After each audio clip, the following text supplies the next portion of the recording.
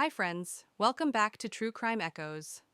Today, we're diving into the story of one of the most powerful men in American history, John D. Rockefeller. You've probably heard his name on buildings in history books, or maybe just whispered as the symbol of wealth and power. But behind the polished image of a quiet churchgoer and generous philanthropist was a man who built his empire through ruthless ambition, cutthroat deals, and the destruction of countless families and businesses. This is not just the story of America's first billionaire. It's the story of how unchecked greed can shape a nation, and how one brave woman, Ida Tarbell, stood up to challenge him.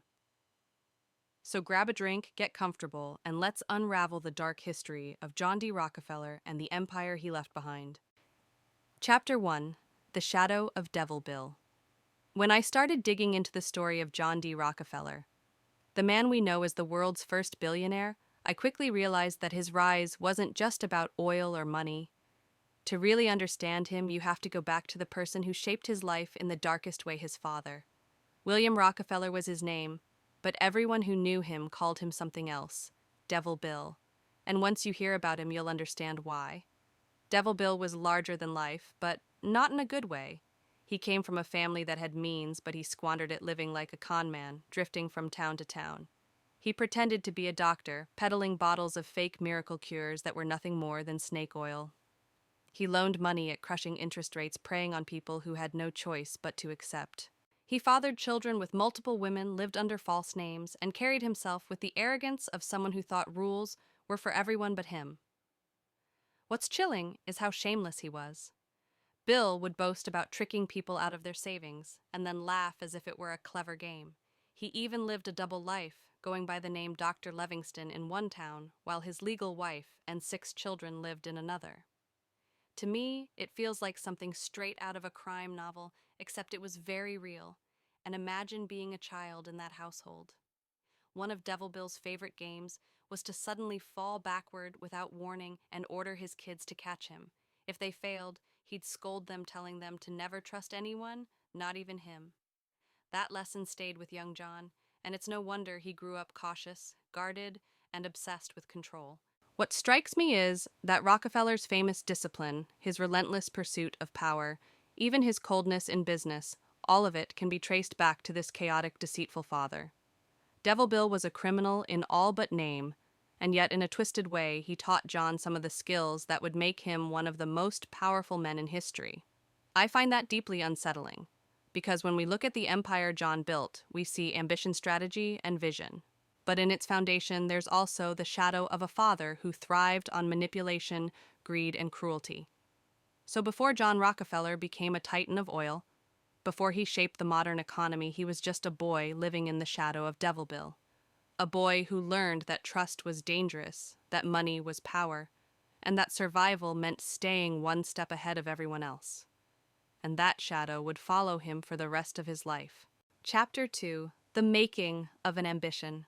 Growing up under the shadow of Devil Bill was like living with a storm that never passed. There were moments of calm, sure, but always the threat that chaos was just around the corner. And for John D. Rockefeller, that chaos defined his childhood.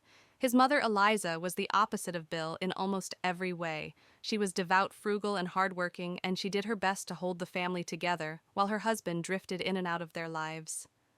Eliza raised John and his siblings with strict discipline, and she leaned heavily on faith.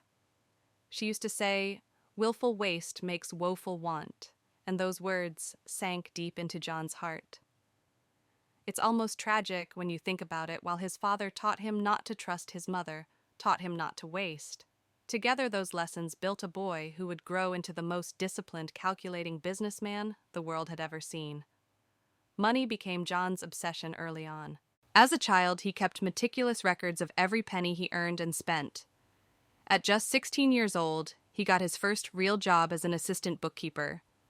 And let me tell you, this wasn't just a paycheck to him, it was the beginning of a lifelong pursuit of order and control. He would go home and carefully write down his earnings in a little ledger, balancing every figure as if his future depended on it. What's fascinating is how much pride he took in being reliable. While other young men were spending their wages on drinks or games, John was saving, investing, always planning for tomorrow. He used to say, "Save when you can and not when you have to." That wasn't just advice, it was a philosophy that shaped his life. But behind that discipline was something darker: fear. Fear of becoming like his father, fear of poverty, fear of instability. John wanted to build something solid, something permanent, so that no one could ever take it away from him. And it all started with those simple habits of counting pennies, saving nickels, and finding security in numbers. There's a moment I always come back to when I think of young John. He once said that he was determined to make $100,000 in his lifetime and live to be 100 years old. At the time, it must have sounded like an impossible dream.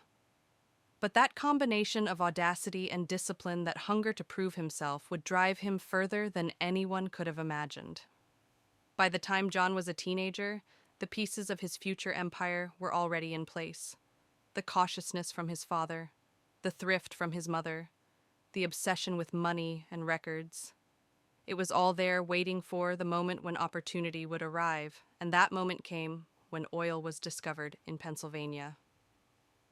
Chapter 3: Oil Fever and First Steps. By the mid-1800s, America was buzzing with something new: oil. In 1859, when Edwin Drake successfully drilled the first oil well in Titusville, Pennsylvania, the world changed almost overnight. Suddenly, there was this black liquid that promised light energy and wealth. People called it black gold, and they weren't wrong. But here's the thing: oil in those early days was pure chaos.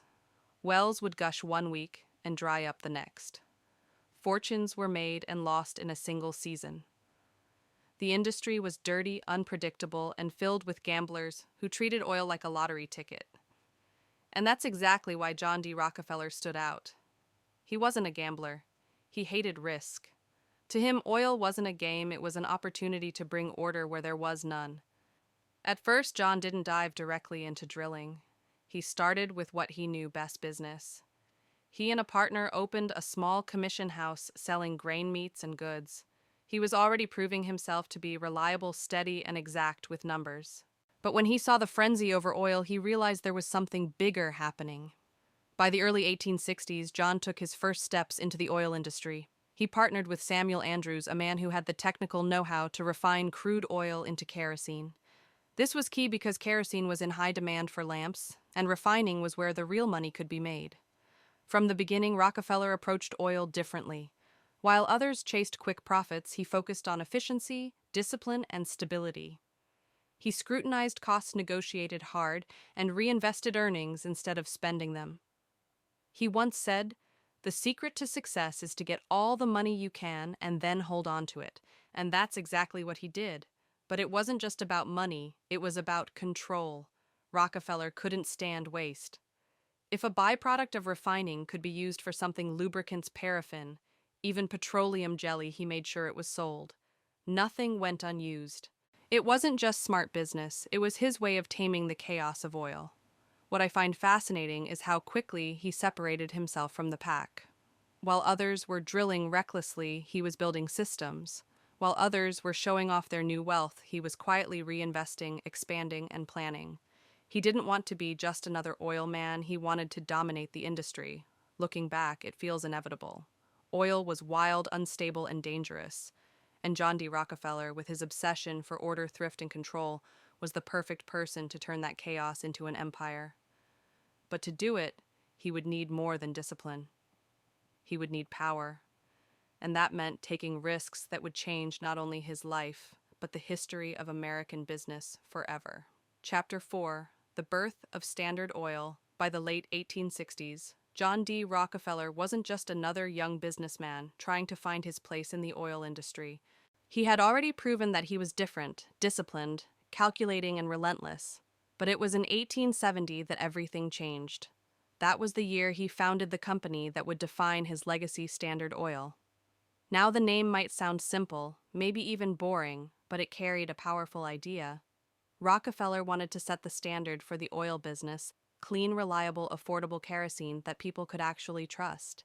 And in an era where oil could easily explode, smoke up homes, or leave families in danger that mattered. But here's the thing. Standard Oil wasn't just a company. It was the beginning of a machine.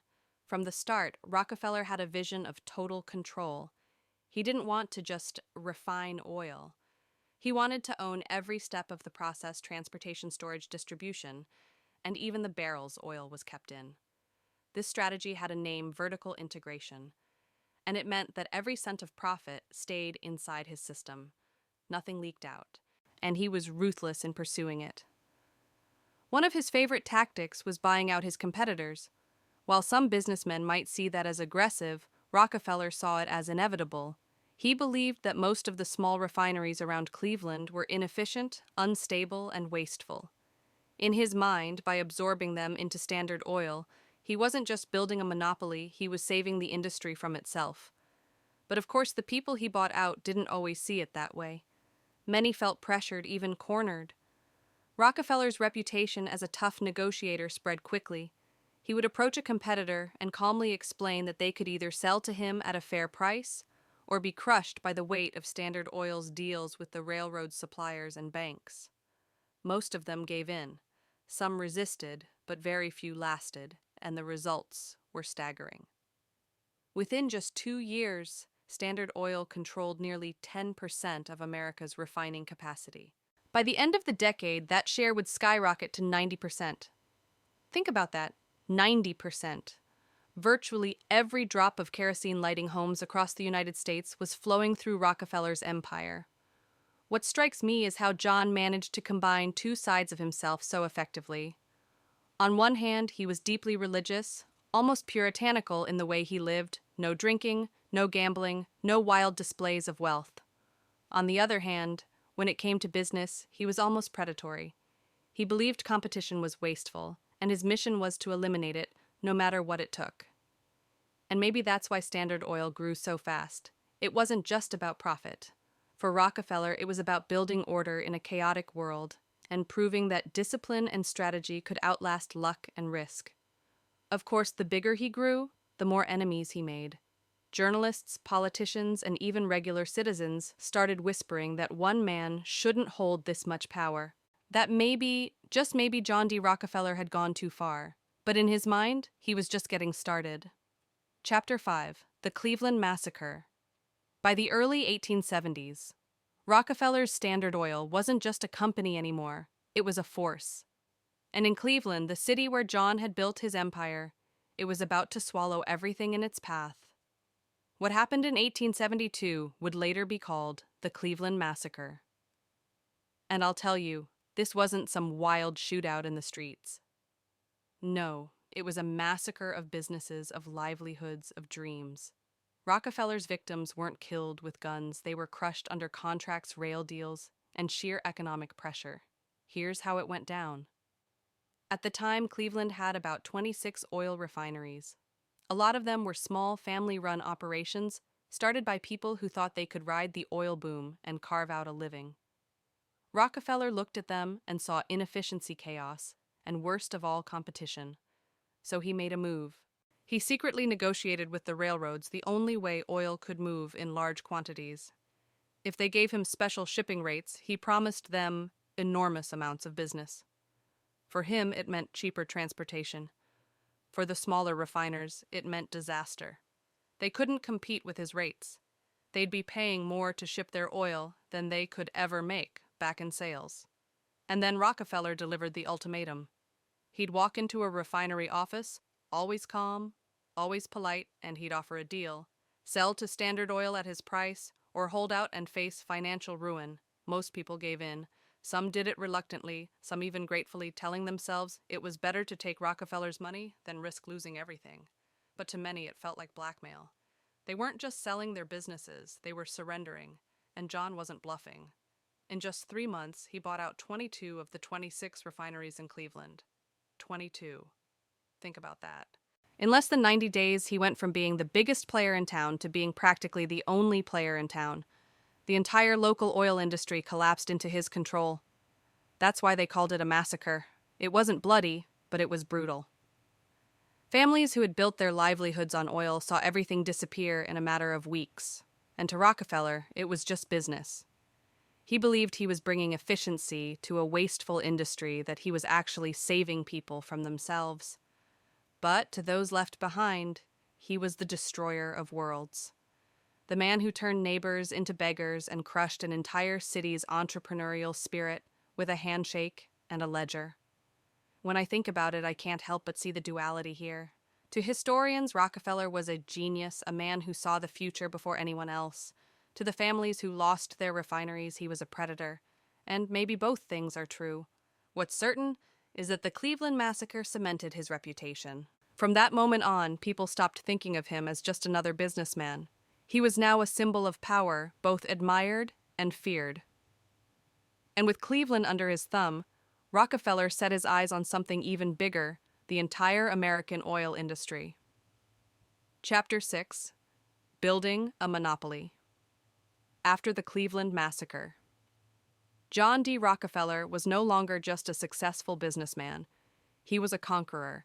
With Cleveland firmly in his grip, he began looking outward, and what followed was nothing short of an empire-building campaign.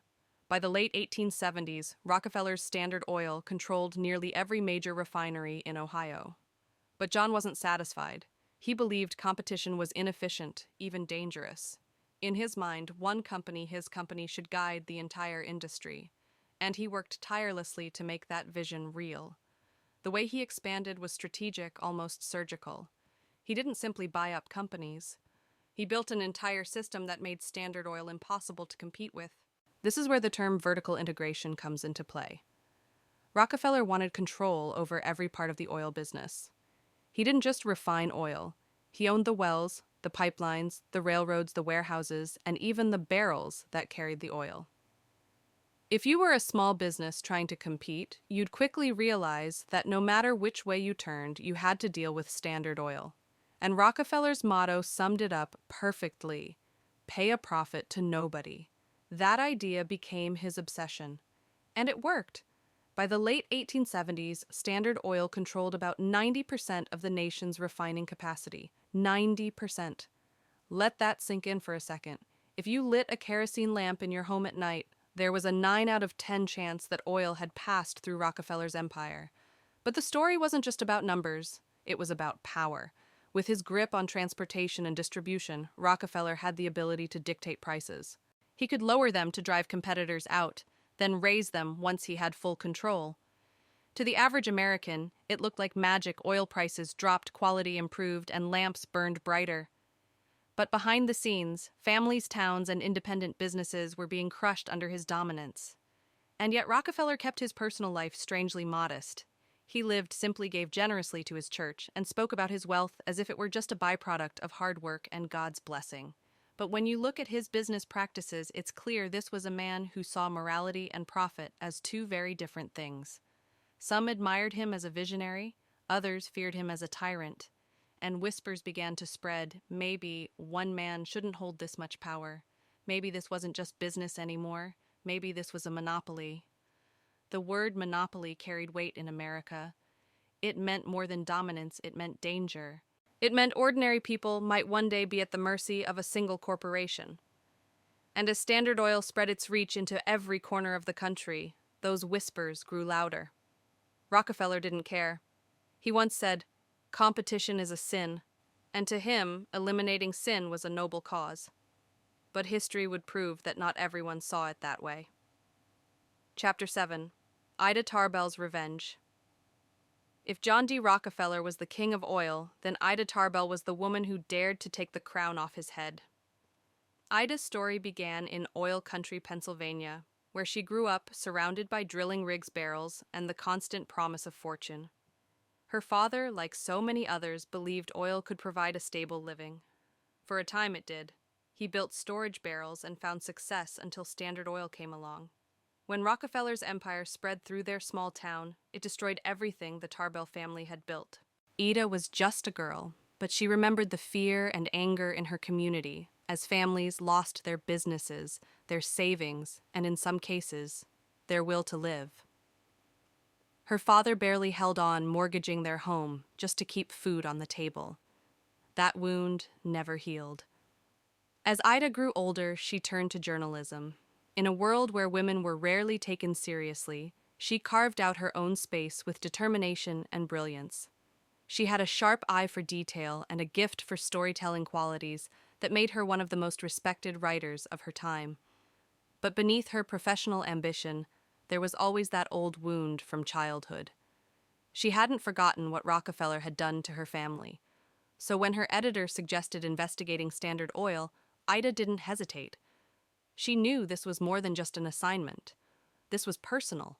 She dove into records, lawsuits, financial statements, anything she could get her hands on. But she also did something Rockefeller never expected. She listened to the people. She spoke to workers, to families forced out of business, to small-town drillers who had lost everything. She collected their stories piece by piece, building a picture of a man and a company that had grown powerful through manipulation, secrecy, and intimidation. Her research became a series of articles that turned into a 2-volume book, The History of the Standard Oil Company. It wasn't just journalism. It was an exposé.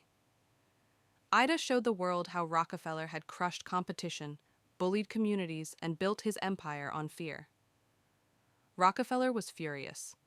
He called her a poisonous woman, a name meant to discredit her, but it only gave her more power. People read her work and began to see Rockefeller not as a genius entrepreneur, but as a ruthless monopolist. Ida didn't just attack his business. She pulled back the curtain on his carefully crafted image. The quiet churchgoer, the modest family man, suddenly that mask began to slip. And for the first time, Rockefeller had an enemy he couldn't simply buy out. Ida Tarbell wasn't just writing about oil, she was writing about justice. About what happens when one man becomes so powerful that entire communities are left to suffer. Her words carried the weight of every ruined family, including her own. And in the end, she helped ignite a movement that would change the course of American history. Because when the government finally turned its attention to Rockefeller, it was Ida's reporting that provided the ammunition. Chapter 8. The Government Strikes Back. By the early 1900s, John D. Rockefeller had become almost untouchable. His company controlled nearly every drop of refined oil in the United States. Ordinary people lit their lamps with it, railroads ran on it, factories depended on it. Standard Oil wasn't just a business anymore, it was a shadow government dictating the economy from behind closed doors. But no empire goes unquestioned forever. Ida Tarbell's explosive reporting had pulled back the curtain, and for the first time, Americans began to see Rockefeller not as a brilliant innovator, but as a man who had cheated his way to the top. The whispers of monopoly turned into shouts. The public was angry, and that anger landed in the lap of the federal government. In 1890, Congress had passed something called the Sherman Antitrust Act. On paper, it was meant to protect competition and prevent any single company from dominating an industry. For years, it had sat quietly, barely enforced. But with Ida's work shining a spotlight on Standard Oil, the law finally had a target. The case wasn't simple. Rockefeller had spent decades building layers of secrecy around his empire. He created holding companies, shell corporations, and complicated legal structures designed to confuse even the sharpest lawyers. But beneath all that paperwork, the truth was clear: Standard Oil was strangling competition. In 1906, the United States government officially sued Standard Oil for violating antitrust laws. Imagine the weight of that moment, the most powerful corporation in America, led by the country's richest man, being dragged into court. For Rockefeller, it was his worst nightmare. The private world he had so carefully guarded was about to be dissected in public. The trial was long, bitter, and filled with revelations. Witnesses testified about secret deals, manipulated prices, and the ways Standard Oil crushed small businesses. Ida Tarbell's reporting was quoted again and again, her words now immortalized as evidence against the man who once called her poisonous. In 1911, the Supreme Court finally delivered its verdict. Standard Oil was guilty of monopoly practices. The company would be broken apart into 34 separate entities. On the surface, it looked like a devastating blow. Newspapers called it the end of Rockefeller's empire. Political leaders hailed it as a victory for the people, proof that no man, not even the richest in the world, was above the law. But here's the twist breaking. Standard Oil didn't destroy Rockefeller. In fact, it made him even richer. Each of those 34 companies would go on to thrive in its own right. Some of them you know today, Exxon, Chevron, BP. Giants that still shape our daily lives born from the ashes of Rockefeller's so-called defeat. So yes, the government won the case. But Rockefeller, in a way, won the war. His influence spread even further, woven into the DNA of modern corporations. And the question remained, was justice really served, or had the system simply reshaped his power into a new form? Either way, America had learned a lesson. Monopolies weren't just an economic problem, they were a threat to democracy itself. Chapter 9. The Saint and the Sinner. After the Supreme Court ruling of 1911, John D. Rockefeller's empire may have looked broken on paper, but in reality, he had never been wealthier. The split of Standard Oil into 34 companies meant his shares multiplied in value, and within a few short years, he became the world's first billionaire. Think about that, the first billionaire. In an age when most families were scraping by, Rockefeller had a fortune so large that people couldn't even comprehend the number. And yet, despite this unimaginable wealth, he tried to live modestly. He kept to simple routines, lived quietly on his estate, and remained devoted to his church. But money changes perception. To some, Rockefeller was a monster who had strangled competition and ruined lives. To others, he was the ultimate symbol of the American dream, a poor boy who rose to the very top through determination and hard work. The truth, as always, was more complicated. One thing Rockefeller understood well was reputation. He knew his name carried both awe and suspicion, and he wanted to leave behind more than just the image of a ruthless businessman.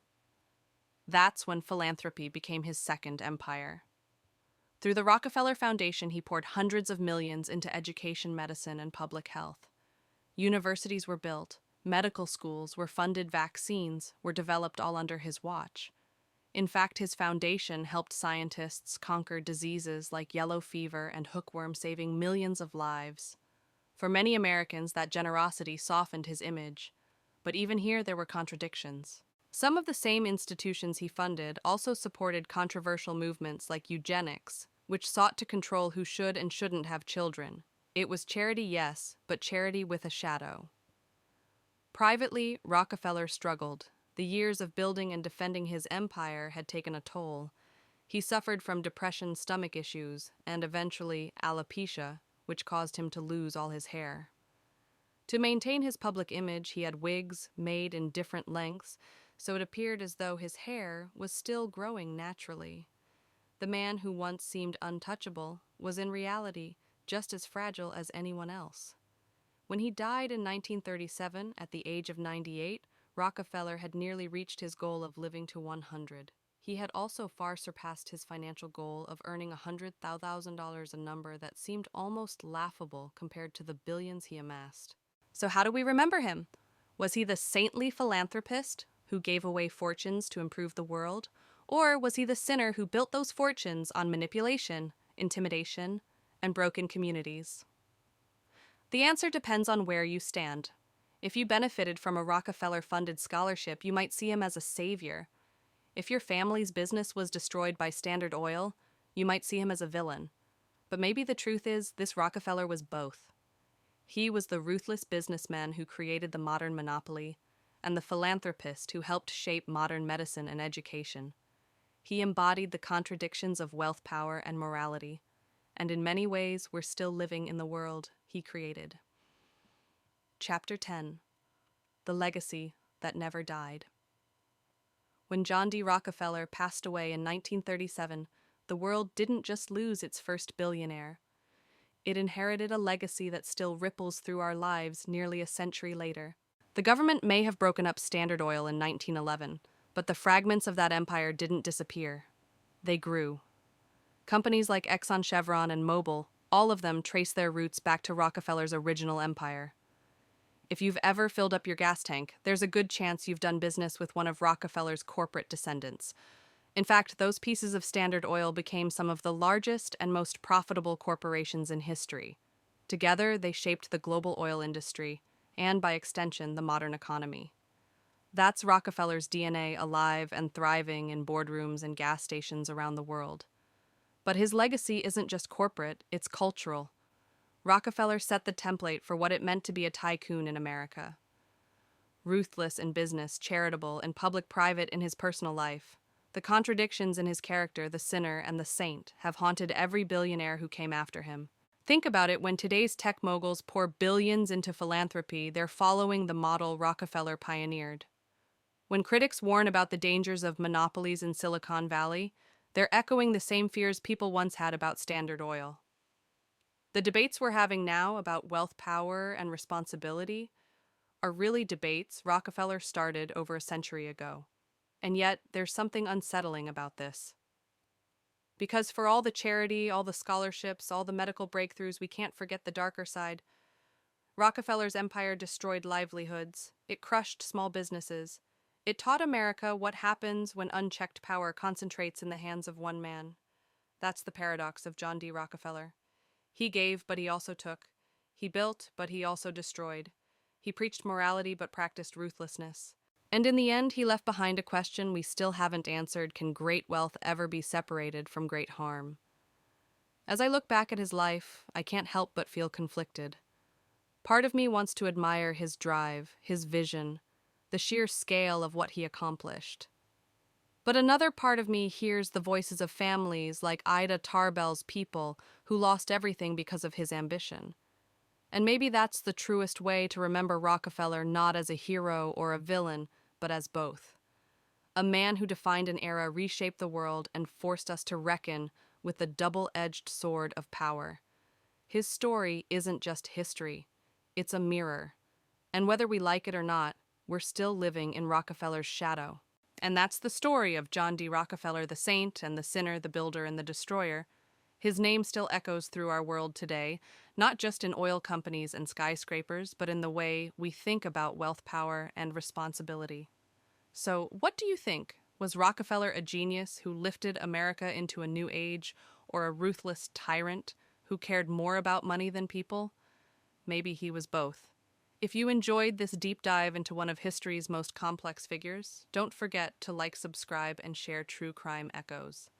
And let me know in the comments whose story should we explore next. Until then, remember, history has a way of repeating itself, and the shadows of the past are never as far away as they seem.